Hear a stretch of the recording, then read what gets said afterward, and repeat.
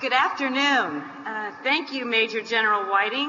That was a very nice introduction. I am a proud mom of a Marine, so I'm a military mom. But it is so great to be here today at Vandenberg Air Force Base, home to the 30th Space Wing and Air Force Space Command. The men and women here are making our country proud. Thank you for your countless sacrifices and your tireless devotion to our great nation. Your mission to protect and defend military assets in space is critical. And I know that you wouldn't be able to do it without your spouses, your children, and your families. I can say without a doubt that the strength of our nation does not just come from the people in uniform who fight to protect our freedoms, but the spouses and the families who serve right alongside them also make tremendous sacrifices to the betterment of our nation. Last year, I kicked off an awareness campaign to elevate and encourage military spouses. You know, military spouses play a significant role in the defense of our country. They are the backbone of military families. Yeah.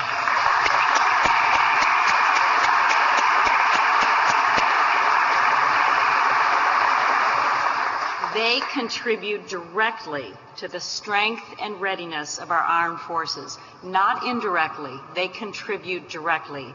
I like to say that they are the home front heroes. I know we don't have many spouses with us today, but I had the opportunity to sit with about 10 spouses for the last half hour, and I was so encouraged by these brave women. Let's honor all of our spouses, even if they're not with us today, men and women.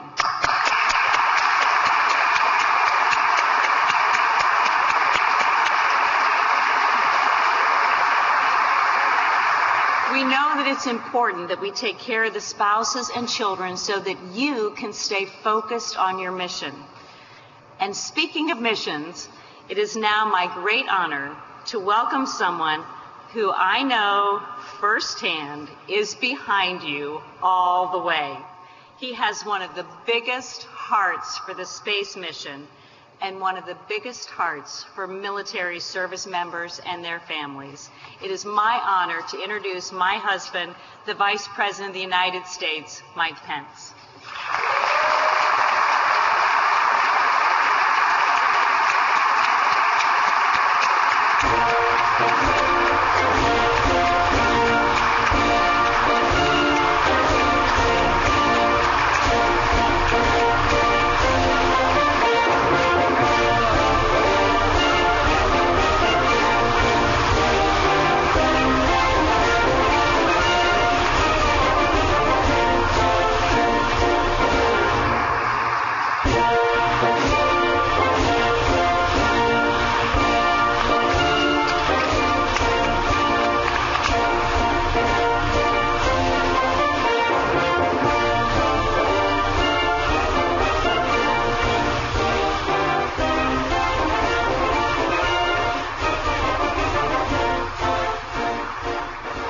Thank you all for that very warm welcome. And before you sit down, would you just join me in thanking an incredible woman who does so much for this country.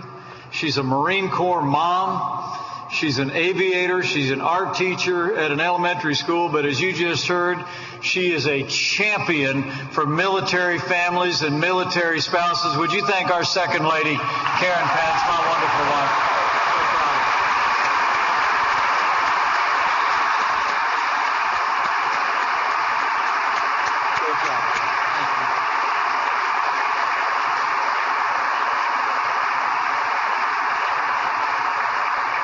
Major General Whiting, Brigadier General Burt, Colonel Huff, Colonel Bon Jovi, Colonel Bro Dewar, to all of you extraordinary men and women. who've chosen to serve in the armed forces of the United States of America, the greatest force for good in the history of the world. It is my honor to be here today at the home of the 30th Space Wing, Vandenberg Air Force Base. Thank you all.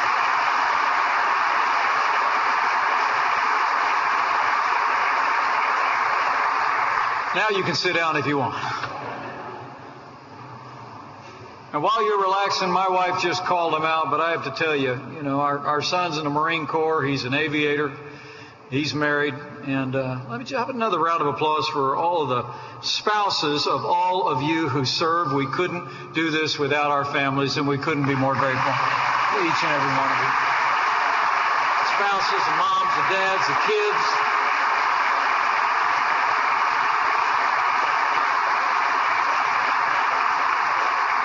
For so many of you, you serve as a family, and we want to thank your families. We want to thank your families for the sacrifices they make. We are truly grateful. And speaking of gratitude, let me bring gratitude from a friend of mine who happens to be your commander-in-chief, who is a great champion of securing American leadership here in our country, around the world, and in the boundless expanse of space. I bring greetings and gratitude from the 45th President of the United States of America, President Donald Trump.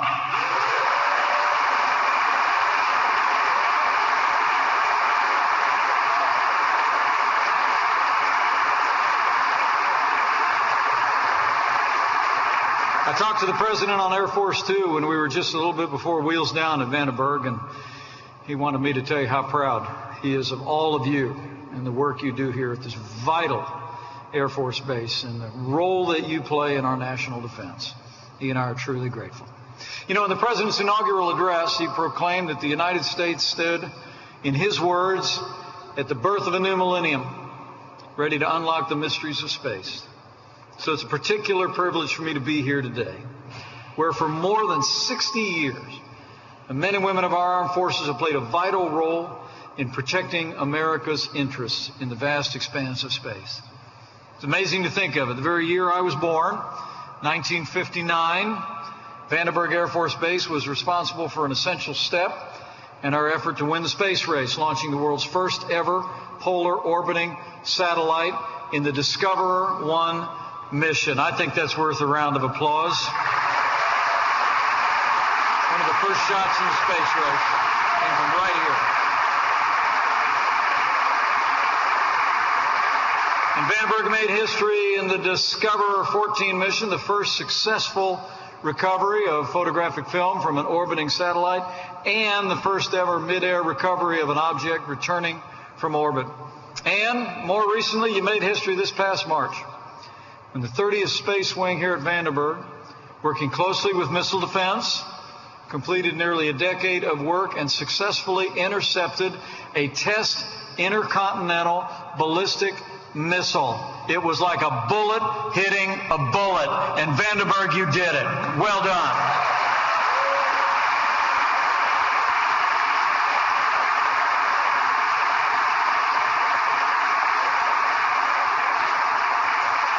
General, I remember hearing about that at the White House, and we were all pleased and all impressed. In this time of widening and unknowable threats, it gives the American people and those of us privileged to serve them great confidence when we see your professionalism in the heavens above. Today, each one of you too are working closely with our commercial partners here, and you're setting the pace for America's dynamic commercial industry, modernizing our space infrastructure. You've helped SpaceX, I'm told, conduct 8 different launches to put $3 billion, second-generation Iridium Next constellation into orbit. And all aspects of American space activity come to life here at Vandenberg Air Force Base. And it's thanks to men and women like all of you. And I really did come here just to say thank you. When I got asked to run with the President back a little bit more than 3 years ago, I'll never forget the day that we were out on the campaign trail together.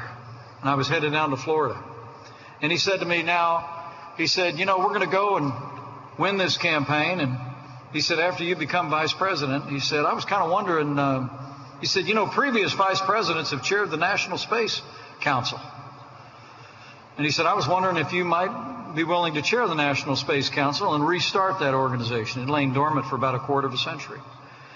Now, he didn't know that I was that wide-eyed kid sitting in the basement of our house 50 years ago next week, when one small step for mankind became one giant leap, right? For mankind, rather. He didn't know that the Pences actually vacationed at Cape Canaveral when our kids were little, just so we could walk around those old rockets at the museum. He didn't know that the only committee I ever asked to be on in my 12 years in Congress was the NASA subcommittee in the Science Committee. So when then the candidate asked me if I'd be willing to chair the National Space Council, I just looked at him and said, would I? And it is a great, great honor for me to chair the National Space Council and see America's leadership in space renewed under President Donald Trump. And Vandenberg, you're leading the way. Sure. Looking out at all of you, I couldn't be more proud, and I know the President, if he was standing here, wouldn't be more grateful. But I know each one of you serves individually, and I want to name a couple of you. Like a missile defense duty operator who hails from Palm Springs. In military service, I'm told, is a proud tradition in his family. Both his grandfathers served in the Army, and today many of his relatives also serve in the United States Navy. I'm told he's actually the first sailor to complete the Space 200 and the Advanced Overhead Infrared Radar course in Colorado, and he's working now to become the first naval enlisted member to get an advanced qualification in space operations. This is a space entrepreneur who's making us all proud. Join me in thanking Petty Officer Ralph Salas. Where are you, Ralph? I told you I was hearing good things. Great job.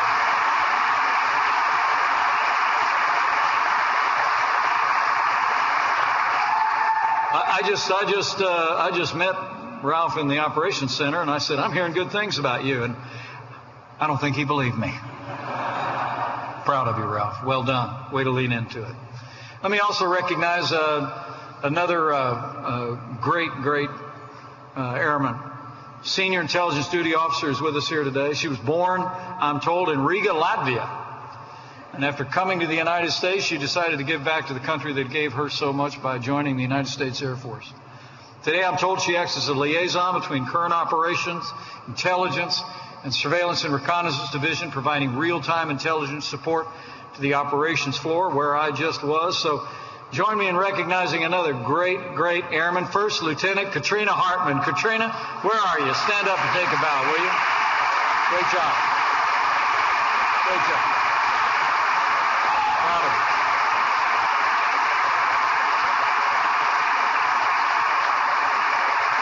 you. You know, both these airmen are emblematic of each and every one of you who serve here at Vandenberg. You're really setting the standard for professionalism. You're setting the standard for military service, and you're doing it at the tip of the spear of a vital element of our national defense, and we're grateful to each and every one of you for the way and the dedication that you're going about it. That all of you make our country proud. You all represent us so well. On behalf of your Commander-in-Chief and a grateful nation, let me just say to all of you, clearly and plainly, thank you for your service. Give yourselves a round of applause. You all are heroes. You all.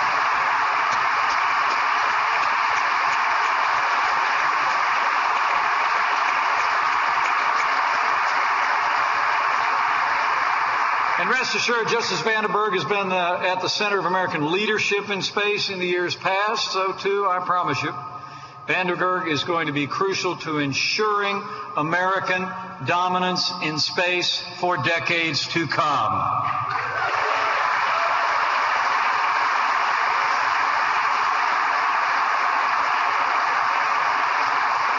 This base is proof that in today's space age, the public and private sectors can achieve far more together than they ever did apart. It's really remarkable. The American companies that you are working with here are on the cutting edge of the space industry, developing new rockets, spaceships, satellites, technologies that will take us higher, further, faster into space than ever before. But for too long, as American industry and technology leap toward the future, the truth is, and you know it, government agencies seem stuck in the past, or at least moving at a much, much slower pace than the entrepreneurial energy of our private sector. But under President Trump's leadership, that's all changing. As you know, we've taken decisive action to unleash America's space industry like never before. The President puts it fairly plainly. We want to see the private space industry grow because, as he said, rich guys love rockets, and we're going to let them build them, and we're going to let them fly them, and they're going to fly right out of Vandenberg Air Force Base.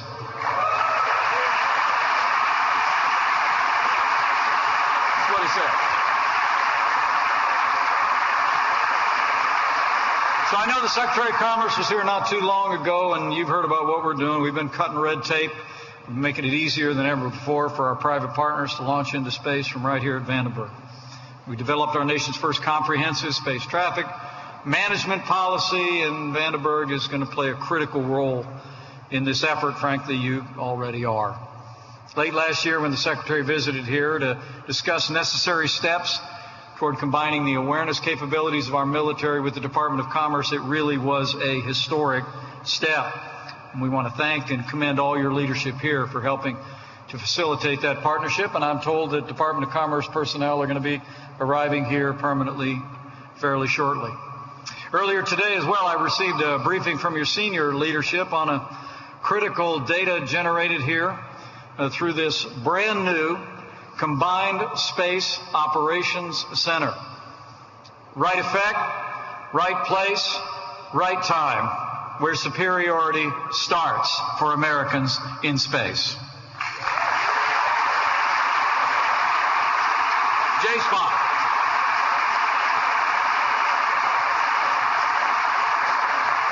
Just 1 year old, JSPOC is invaluable in our efforts to identify threats in and from space.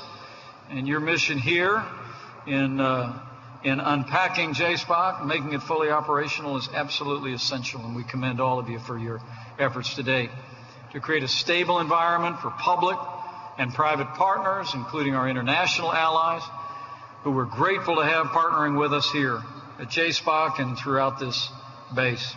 In fact, why don't we give a round of applause to Canada, the UK, and Australia for being such great partners in space. We're proud to have you here. Proud to have you along.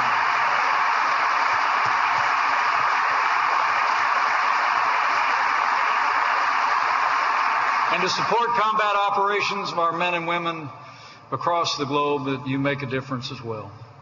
All of you here are making it possible the American space industry to succeed like never before. You're making it possible for our warfighters to have better information than ever before, and President Trump and I couldn't be more grateful.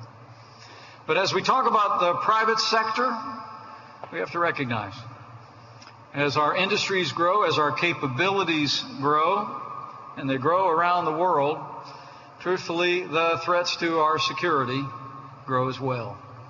We've literally watched as nations around the world have pursued weapons to jam, to blind, to disable our navigation and communication satellites. You know all about it, through electronic attacks from the ground or surface to air. And recently, our adversaries have even been working to bring new weapons into space itself. As President Trump said in our first year in office, and as all of you at Vandenberg know well, space is a warfighting domain, just like the land and air and sea, and the United States of America is going to be as dominant in space as we are on land and air and sea.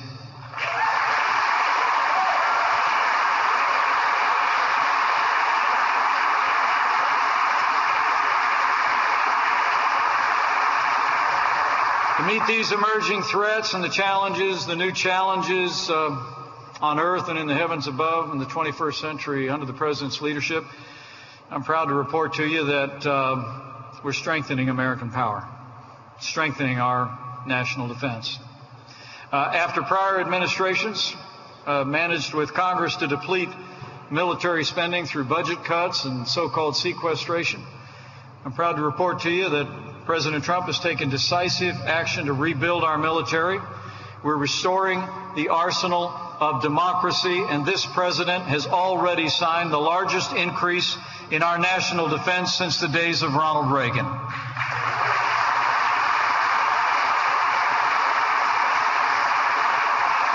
$700 billion in our first year, $716 billion in our second year. We're currently working with members of Congress to continue the pace of strengthening our military and giving you all the resources that you need to accomplish your mission and keep this country safe.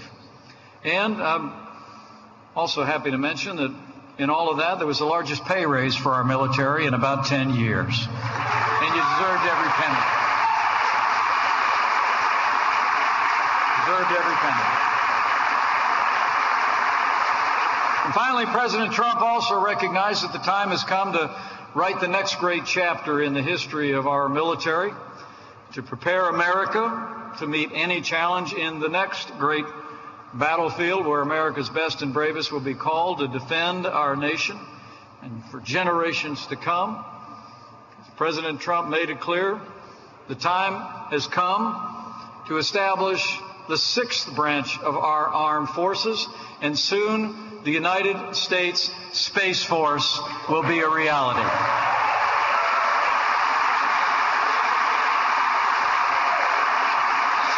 coming.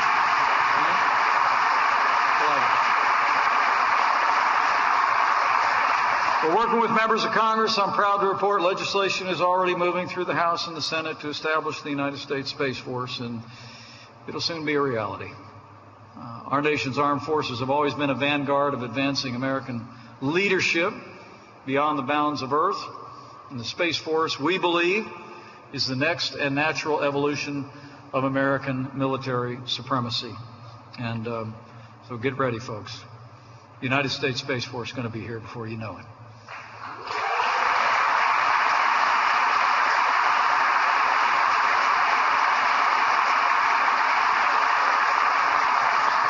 You all know just as well as I do, we've already stood up the U.S. Space Command, and we're laying a foundation to ensure that all of you that are charged with securing this nation in the heavens above have the resources and the command structure to be able to support the mission.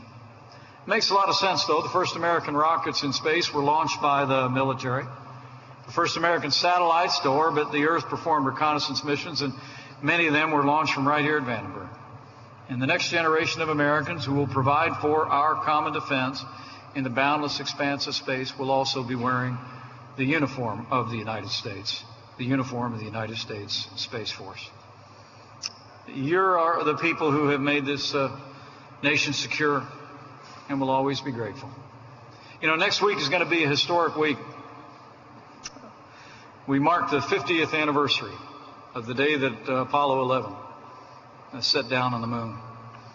And Neil Armstrong, with a few short steps, spoke those timeless words: one small step for man, one giant leap for mankind. It's hard to believe a half a century has gone by. But I want to promise you, as you see renewed American leadership evident here at Vandenberg Air Force Base, this president also made it clear, even just a few days ago at the Salute to America, we're going back to the moon and then to Mars, and it's going to be Americans leading the way.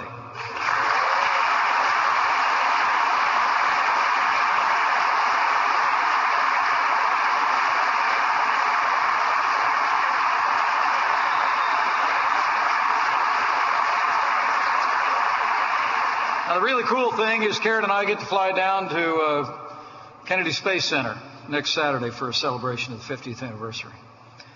And we're going to be giving a ride to a couple former airmen, a couple former Air Force pilots by the name of Buzz Aldrin and Mike Collins. And it's going to be our great honor to take two of the three men on the Apollo 11 mission down to celebrate that extraordinary occasion. I mention them because they are historic figures and they're courageous. But I also mention them because they were Air Force.